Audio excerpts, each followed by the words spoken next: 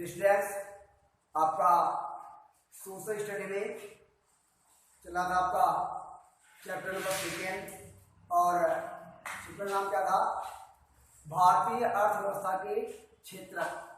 ठीक है, तो आपको मैंने आपको बताई थी कि भारतीय अर्थव्यवस्था के जो क्षेत्र हैं वो 3 प्रकार से बटे हुए हैं, प्राथमिक, द्वितीयक और तृतीय क्षेत्रों में। ठीक है, इसलिए आज हम आपको कुछ एनसीईआरटी के कुछ क्वेश्चन आपको बताते हैं जो आपकी परीक्षा के लिए बहुत ही इंपॉर्टेंट है और इनको आपको ध्यान से सुनना है और ध्यान से सीखना है। ठीक है, क्योंकि मैं हमेशा कहता रहता हूँ कि सोशल स्टडी ऐसा सब्जेक्ट है जो रटने से नहीं आता है बल्कि सीखने से आता है। ठीक है, तो चलिए पहला क्वेश्चन क्या है कि सार्वजनिक और निजी क्षेत्र के आधार पर विभाजित है। ठीक है, प्राथमिक और जो हमारे सार्वजनिक और जो निजी क्षेत्र है भाई, स्वामित्व के आधार पर हमारी जो अर्थव्यवस्था है वो 3 प्रकार की होती है, सार्वजनिक अर्थव्यवस्था और मिश्रित अर्थव्यवस्था और निजी अर्थव्यवस्था। तो सार्वजनिक अर्थव्यवस्था में वे समस्त उद्योग आते हैं जिन पर सरकार का नियंत्रण होता है, यह मैं आपको इससे पहले बताया था। और मिश्रित अर्थव्यवस्था में उत्पादन के क्षेत्रों पर, उत्पादन के साधनों पर, उत्पादित वस्तुओं पर सरकार और निजी दोनों का स्वामित्व होता है। और निजी अर्थव्यवस्था में उद्योग धंधों पर व्यक्ति विशेष का स्वामित्व होता है और निजी स्वामित्व होता है। ठीक है, और हमारे देश की जो अर्थव्यवस्था है वो मिश्रित अर्थव्यवस्था है। बहुत सारे उद्योग हमारे देश में ऐसे हैं जिनमें सरकार और निजी दोनों का ही स्वामित्व है, मतलब दोनों के ही आपस में शेयर हैं। ठीक है, तो सार्वजनिक और निजी क्षेत्र के जो आधार हैं वो कौन आधार पर बटे हुए विभाजित है? स्वामित्व के आधार पर। तो इसका आंसर क्या होगा? स्वामित्व के आधार पर। फिर दूसरा क्वेश्चन क्या है कि एक वस्तु का अधिकांशतः प्राकृतिक प्रक्रिया से उत्पादन, किसी भी एक वस्तु का प्राकृतिक तरीके से उत्पादन कौन से क्षेत्र की गतिविधि है? तो स्टूडेंट्स वो कौन है? हमारा प्राथमिक क्षेत्र। प्राथमिक क्षेत्र में हम अपने समस्त कार्य जो है, समस्त उत्पादन कार्य जो है वो प्राकृतिक संसाधनों से प्राप्त करते हैं। ठीक है, तो इसके बाद क्या कह रहा है कि एक वस्तु का, कह रहा है क्या कि किसी वर्ष में उत्पादित सभी अंतिम वस्तुओं और सेवाओं के मूल्य के कुल योगफल को क्या कहते हैं बताओ? सकल घरेलू उत्पाद कहते हैं। मतलब एक वर्ष में उत्पादित सभी प्रकार की वस्तुओं और सभी प्रकार के सेवाओं के संयुक्त मूल्य को कहते हैं क्या? सकल घरेलू उत्पाद, मतलब जनरल डोमेस्टिक प्रोडक्शन। ठीक है, मतलब सकल घरेलू उत्पाद। तो सकल घरेलू उत्पाद क्या, ये पूछ सकते हैं परीक्षा में भी कि सकल घरेलू उत्पाद क्या होता है, मतलब जीडीपी क्या होगी? इस समय आपने ये महामारी चल रही है कोरोना वायरस की, तो इसमें आप सुनने होंगे, अखबार में पढ़ रहे होंगे कि भारत की जो जीडीपी है वो 0 के करीब आ गई है ना। तो जीडीपी का मतलब क्या होता है? सकल घरेलू उत्पाद। किस देश में उत्पादित समस्त वस्तुओं और सेवाओं के टोटल मूल्य को कहते हैं क्या? सकल घरेलू उत्पाद। कि देश में कितनी वस्तु का उत्पादन हुआ और उनका मूल्य क्या है, और देश में कितनी सेवाएं क्रिएट हुई, कितनी सेवाएं उत्पन्न हुई, मतलब कितनी नौकरियां उत्पन्न हुई। ठीक है, कितने रोजगार उत्पन्न हुए, उन समस्त रोजगारों के मूल्य को मिला करके कहते हैं क्या? सकल घरेलू उत्पाद। ठीक है, इसलिए लीजिए सकल घरेलू उत्पाद क्या है, मतलब जीडीपी क्या है? जनरल डोमेस्टिक प्रोडक्शन क्या है कि देश में उत्पादित समस्त वस्तुओं और सेवाओं के टोटल मूल्य को कहते हैं क्या? जीडीपी, जनरल डोमेस्टिक प्रोडक्शन, मतलब क्या? सकल घरेलू उत्पाद। ठीक है, इसके बाद कह रहा है क्या कि सकल घरेलू उत्पाद के पदों में वर्ष 2013 और 14 के बीच जो तृतीय क्षेत्र की हिस्सेदारी कितनी है, ये बताना कितने प्रतिशत है। मतलब सकल घरेलू उत्पाद के पदों में वर्ष 2013 और 14 के बीच तृतीय क्षेत्र की हिस्सेदारी कितनी है। तो आंसर क्या है 60 से 70%। मतलब वर्ष 2013 और 14 के बीच में सकल घरेलू उत्पाद में, ठीक है, तृतीय क्षेत्र की जो हिस्सेदारी थी वो कितनी थी 60% से 70% तक, ठीक है। इसके अलावा जो अन्य उत्पादन के साधन, अन्य जो उद्योग धंधे थे वो हमारे उत्पादन से जुड़े हुए थे, सेवा क्षेत्र से 60 से 70%, ठीक है।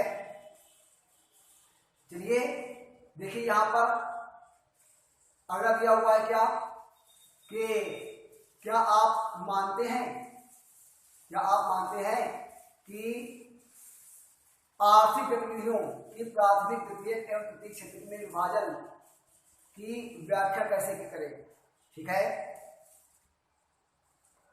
तो क्या कह रहा है कि क्या आप मानते हैं कि आर्थिक गतिविधियों को प्राथमिक, द्वितीयक एवं तृतीयक क्षेत्र में विभाजन उपयोगिता है, और इसकी हमें करना है क्या व्याख्या, ठीक है। तो पहले तो आपको मैं बता दूं कि प्राथमिक, द्वितीयक और तृतीयक उत्पादन के क्षेत्र हैं क्या। ये हमें आपको बता चुके हैं कि प्राथमिक क्षेत्र हमारे जो देश की अर्थव्यवस्था है, भारत देश की जो अर्थव्यवस्था है वो 3 क्षेत्रों में बटी हुई है, प्राथमिक, द्वितीयक और तृतीयक, ठीक है।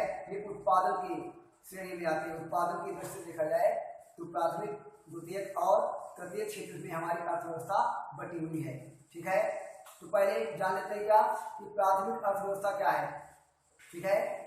तो प्राथमिक अर्थव्यवस्था उद्योगों की या अर्थव्यवस्था की वे गतिविधियां या वे आर्थिक गतिविधियां हैं जिसमें समस्त उत्पादन कार्य प्राकृतिक संसाधनों पर निर्भर रहते हैं, ठीक है। मतलब प्राकृतिक तरीके से वस्तुओं का उत्पादन होता है, जैसे कृषि है, डेयरी है, खनन है। तो ये सब हमारे प्राथमिक क्षेत्र के उत्पादन कार्य है, प्राथमिक क्षेत्र की आर्थिक गतिविधियां हैं, ठीक है। या हम ऐसे भी कह सकते हैं कि प्राथमिक क्षेत्र के वे समस्त आर्थिक गतिविधियां जिन पर अन्य उद्योग निर्भर हों वे हमारी है क्या प्राथमिक क्षेत्र। जैसे आपने बताया था आपको इसके पहले वाले वीडियो में, ये जो कृषि है, खनन है, ठीक है, या डेयरी उद्योग है, पशुपालन है, ये सब प्राथमिक क्षेत्र में जाते हैं क्योंकि ये सभी अन्य उद्योगों को कच्चा माल उपलब्ध कराते हैं। प्राकृतिक तरीके से इसमें उत्पादन होता है, ठीक है। इसके बाद आपका आता है क्या द्वितीय क्षेत्र के उत्पादन, मतलब द्वितीय क्षेत्र हमारा अर्थव्यवस्था का द्वितीय क्षेत्र। तो अर्थव्यवस्था का द्वितीय क्षेत्र वो क्षेत्र होता है जो अपने उत्पादन कार्य के लिए अन्य उत्पादनों पर या प्राथमिक क्षेत्र के उत्पादनों पर निर्भर होते हैं, ठीक है। ऐसे समस्त उद्योग धंधे क्या कहलाते हैं द्वितीय क्षेत्र के, ठीक है। जैसे आप कोई भी उद्योग ले लीजिए, चीनी उद्योग ले लीजिए, वो प्राथमिक क्षेत्र के कृषि पर निर्भर है। आप वस्त्र उद्योग ले लीजिए, ये द्वितीय क्षेत्र का है। ये आपका प्राथमिक क्षेत्र कपास उद्योग पर निर्भर है, और लोहा इस्पात उद्योग ये हमारा प्राथमिक क्षेत्र है। ये अन्य उद्योगों को मशीनें उपलब्ध कराती हैं जिससे कि विभिन्न प्रकार की वस्तुओं का निर्माण होता है, ठीक है। तो इस प्रकार से आपका आता है क्या तृतीय क्षेत्र। तो तृतीय क्षेत्र की अर्थव्यवस्था क्या है, तो तृतीय क्षेत्र में वे समस्त आर्थिक गतिविधियां शामिल होती हैं जो सेवा क्षेत्र से जुड़ी होती हैं, अर्थात इसमें वस्तुओं का उत्पादन नहीं होता है बल्कि मनुष्य अपने शरीर और मस्तिष्क से विभिन्न प्रकार की सेवाएं प्रदान करता है। इसमें जैसे आपका बीमा है, बैंकिंग है, परिवहन है, ठीक है, ये सब क्या है, ये संचार सेवाएं हैं। ये समस्त प्रकार की सेवाएं क्या हैं, ये तृतीय क्षेत्र में आती है। हमारे देश में अभी तृतीय क्षेत्र जो है वो इतना ज़्यादा विकसित नहीं है अन्य यूरोपीय देशों की अपेक्षा। अन्य जो वेस्टर्न कंट्रीज हैं, जो पश्चिमी देश हैं, वहाँ को अगर देखें तो वहाँ की आर्थिक गतिविधियों को देखें तो वहां पर लगभग 70% जनसंख्या सेवा क्षेत्र पर जुड़ी हुई है, मतलब तृतीयक क्षेत्र की अर्थव्यवस्था से जुड़ी हुई है। इसके विपरीत हमारे यहाँ 70% जो जनसंख्या है वो प्राथमिक और द्वितीयक क्षेत्र में लगी हुई है, केवल 30% जनसंख्या जो है वो सेवा क्षेत्र मतलब तृतीय क्षेत्र से जुड़ी हुई है। ठीक है, अब कह रहा है क्या कि जो हमारा सेवा क्षेत्र है वो जो तृतीय क्षेत्र है वो हमारे लिए बहुत ही ज्यादा उपयोगी है। क्यों? क्योंकि यह व्यावहारिक रूप से हमें अपने देश के और दूसरे देशों के बारे में सही जानकारी देती है कि वो देश कितना विकास उसने किया है। ठीक है, जैसे कि यहाँ पर देखिए कह रहा है क्या कि इससे हमें वहाँ जानकारी प्राप्त होती है कि किसी देश की प्रतिवर्ष की आय कितनी है और वहाँ की स्वास्थ्य सेवाएं कैसी हैं और अन्य चीजों के बारे में हमें जानकारी प्राप्त होती है। ठीक है, और देखिए कह रहा है क्या कि ये वर्गीकरण जो है प्राथमिक द्वितीयक और तृतीय क्षेत्र का जो वर्गीकरण है वो बहुत ही उपयोगी है। ठीक है, क्यों? क्योंकि इसके बारे में हमें अपने देश के बारे में या दूसरे देश के बारे में वहाँ की आर्थिक गतिविधियों की जानकारी प्राप्त होती है और वहाँ के विकास की भी जानकारी प्राप्त होती है। ठीक है, क्यों? और इसका ये उपयोगी क्यों है? क्योंकि ये हमें आर्थिक, क्योंकि ये जो विभाजन है वो आर्थिक गतिविधियों का स्पष्ट विभाजन करता है कि कौन सा क्षेत्र जो है वो किस क्षेत्र से जुड़ा हुआ है, मतलब कौन सा जो क्षेत्र है वो कौन क्षेत्र से जुड़ा हुआ है। इसके साथ साथ में हमें अपने देश के सकल घरेलू उत्पाद की भी जानकारी प्राप्त होती है। ठीक है, कि हमारे देश का सकल घरेलू उत्पाद कितना है, कितने अरब डॉलर का है या कितने मूल्य का है, ये हमें आसानी से जानकारी प्राप्त हो जाती है इन क्षेत्रों का विभाजन करने पर। ठीक है, इसके बाद आपका आता है क्या कि हमें ये भी जानकारी हो जाती है इनके क्षेत्रों में विभाजन करने पर यह भी जानकारी प्राप्त हो जाती है कि कौन से क्षेत्र में कितने ज्यादा श्रमिक लगे हुए हैं। ठीक है, कि प्राथमिक क्षेत्र में कितने श्रमिक लगे हुए हैं। हमारे देश में लगभग 70% जनसंख्या जो है वो प्राथमिक क्षेत्र से जुड़ी हुई है।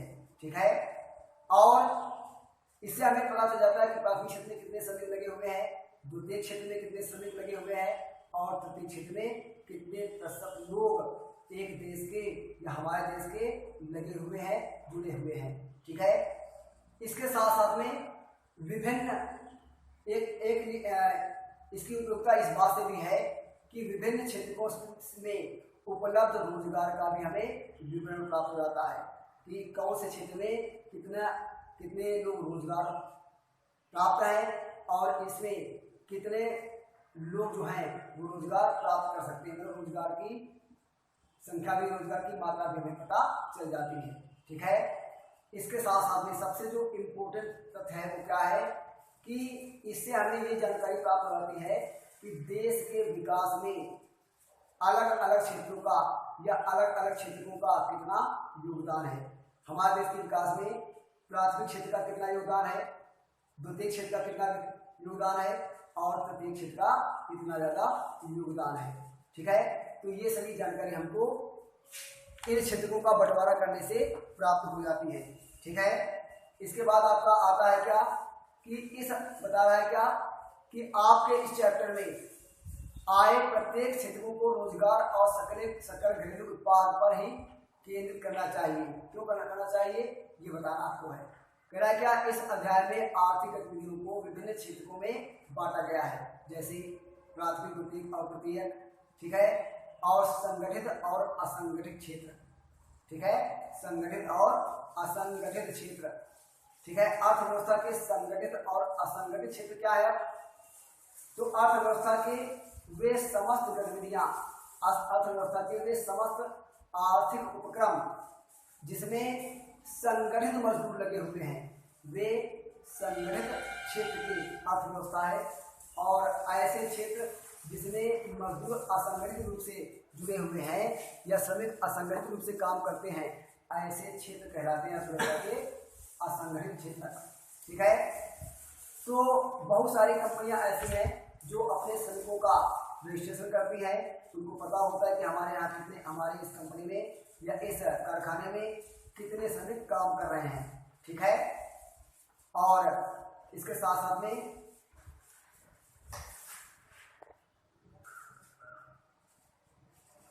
तो कह रहे थे क्या कि संगठित और असंगठित क्षेत्र की अर्थव्यवस्थाएं क्या होती हैं।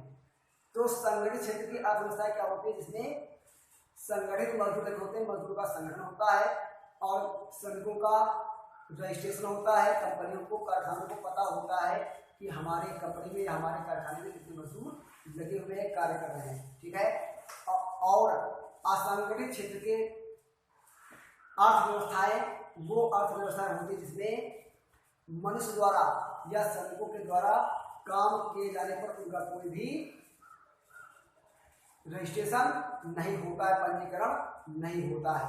ठीक है, आप देखते हैं आप देखते हैं क्या कि जब आप अपने बाजार में निकलते हो तो ये सब्जी बेचते हैं, लोग सब्जियां बेचते हैं या अन्य काम पर आपको करते हुए मिल जाते हैं, ठेले लगाए हुए मिल जाते हैं, तो ये असंगठित क्षेत्र में आते हैं क्योंकि इनका कोई रजिस्ट्रेशन नहीं होता है। सरकार को नहीं पता होता है कि हमारे देश में कितने लोग सब्जियां बेच रहे हैं या कितने लोग फल बेच रहे हैं, ये पता नहीं होता है। ठीक है, और संगठित क्षेत्र में कंपनियों को, कारखाने के मालिक जो हैं उनको पता होता है कि हमारे यहाँ कितने काम कर रहे हैं। ठीक है, एक बात और भी है, संगठित क्षेत्र में रोजगार की जो प्राप्ति होती है, ठीक है, उसमें बहुत ही आसानी रहती है और उसमें श्रमिकों को आसानी से रोजगार प्राप्त हो जाता है, क्योंकि असंगठित क्षेत्र में ऐसा नहीं होता है।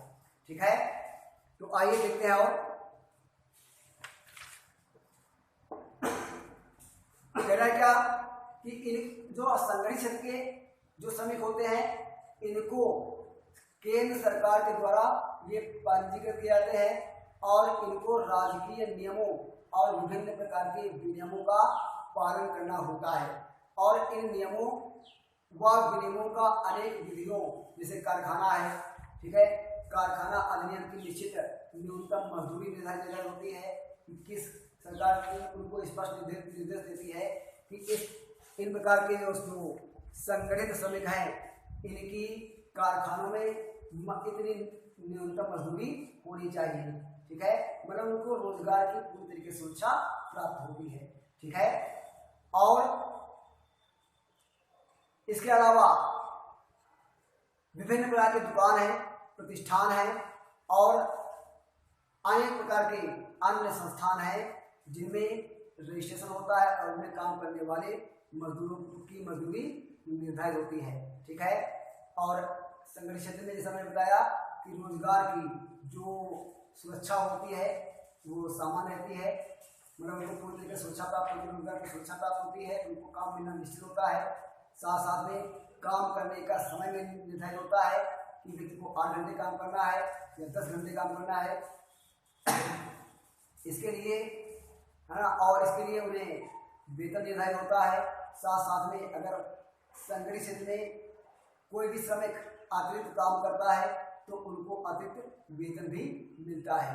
ठीक है, और ऐसे कर्मचारियों को, संगठित क्षेत्र के कर्मचारियों को सेवा निवृत्ति के दौरान जब वो रिटायर हो जाते हैं तो उनको एक अनेक प्रकार की सुविधाएं भी प्राप्त होती हैं।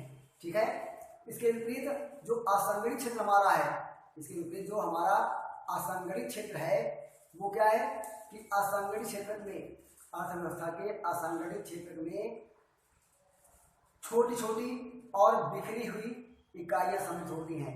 ठीक है, उन्हें दैनिक मजदूरी के अतिरिक्त और कोई भत्ता नहीं दिया जाता है। ठीक है, उनको वार्षिक वेतन में भी कोई वृद्धि नहीं दी जाती है। और इसके क्या कर रहा है कि ऐसे लोग जो हैं वो सामान्यतः जोखिम वाले काम करते हैं, जैसे ईंट भट्टे पर काम करना, खदानों में काम करना, पटाखों का निर्माण करना, तो ऐसे जोखिम वाले काम भी करते हैं। ठीक है, भवन निर्माण वाले कार्य करते हैं। ठीक है, तो और इनका जो रोजगार है वो भी सुरक्षित नहीं होता है, मतलब काम मिलना है या नहीं, ये काम मिलना जरूरी भी नहीं होता है। ठीक है, अगर वो काम नहीं करेंगे तो उन्हें मजदूरी भी नहीं मिलती है, मतलब दैनिक रूप से उन्हें प्रतिदिन मजदूरी और या प्रतिदिन कार्य नहीं मिलता है। ठीक है, और ऐसे श्रमिकों को अपने सेवा काल के दौरान, ऐसे श्रमिकों को सेवा काल के दौरान कोई भी चिकित्सीय सुविधा भी प्राप्त नहीं होती है। अगर वो बीमार पड़ जाते हैं तो उन्हें अपने खर्च से ही अपना स्वास्थ्य का समाधान करना पड़ता है। ठीक है, तो ये रहा क्या, प्राथमिक और द्वितीय और तृतीय क्षेत्रों में अर्थव्यवस्था का बंटवारा और संगठित और असंगठित क्षेत्र क्या है और इससे इनकी आपस में तुलना। ठीक है, इसके बाद में हम एनसीईआरटी कुछ और क्वेश्चन लेकर के आएंगे, तब तक के लिए